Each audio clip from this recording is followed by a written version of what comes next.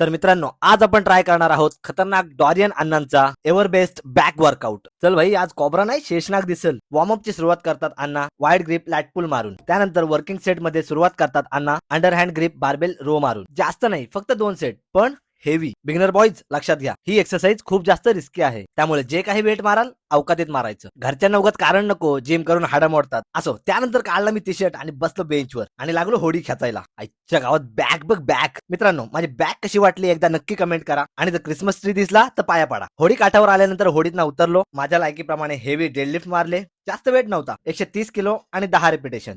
एवढ्यातच पालख्या झाल्या. अण्णा म्हणाले, आता एक डिसेंट वेट घेऊन हॅमर स्ट्रेंथ मशीन रो मार. कुतत कुतत हा सेट कम्प्लीट करावा लागला, कारण मागे रॉनी तात्या बुक्का धरून बसले होते. बुक्कीत टेंगूल दिला असता भाई, लय बेकार हा, लय बेकार. दुनियाभरची कामं संपवून शेवटी आलो क्लोज ग्रिप लॅटपुल डाऊन्स मारायला. वर्कआउटच्या शेवटी लॅटपुलचा हा व्हेरिएशन मारणं खूप कठीण आहे. बट आजचा वर्कआउट एवढा भारी झालाय ना, छप्पच सांगतो. खतरनाक पंप आलाय. खोटं वाटत असेल तर तुम्हीच एकदा पोजिंग चेक करा. पोजिंग मारायला एवढी मजा येत होती, जवळपास 10 मिनिटं मी पोजिंगच करत होतो. काही मुलांना तर याच्यात डेमॉन फेस दिसतो, काहीकांना फुलपाखरू दिसतो, तर काहीकांना कोबरा दिसतो. अरे भाई, माझी पाठ आहे का जंगल? असो, तुम्हाला माझी बॅक आवडते ना, संपला विषय. तर मित्रांनो, आजची व्हिडिओ तुम्हाला आवडली असेल तर वर्कआउट नक्की ट्राय करा आणि अशाच आणखीन मजेदार वर्कआउट साठी आपल्या भावाला फॉलो करा. तोपर्यंत आलोच पुढचा वर्कआउट घेऊन.